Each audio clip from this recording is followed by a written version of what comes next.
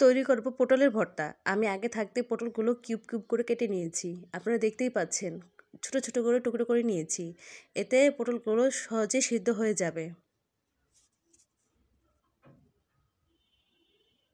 আমি একটা কড়াই চুলার মধ্যে বসিয়ে দিয়েছি। কড়াইটা গরম হয়ে আসলে এতে দিয়ে দেব তেল। আমি রসুন দিয়ে দিলাম, রসুন দিয়ে দেবো কয়টা শুকনো মরিচ, ভেজে নেব ভালো মতো। শুকনো মরিচগুলো ভাজা হয়ে গেছে, আমি এগুলো তুলে নেব। রসুনটা ভাজা হয়নি, সেজন্য রসুনটা আমি ভালো মতো ভেজে নেব। দিয়ে দেবো এতে পরিমাণ মতো কাঁচামরিচ।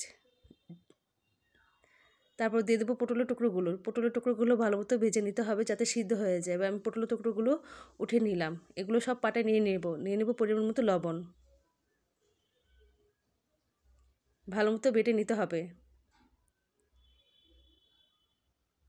ভর্তা যত মিহি করবেন তত খেতে মজা লাগবে। তারপর দিয়ে দেবো কাঁচা পেঁয়াজ।